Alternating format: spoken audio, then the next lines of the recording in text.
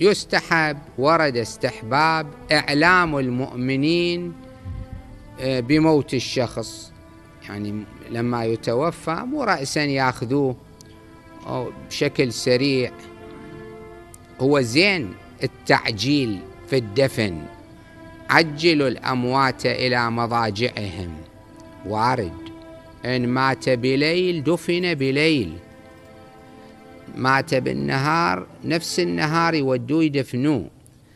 هذا إذا لم يتعارض مع إعلام المؤمنين.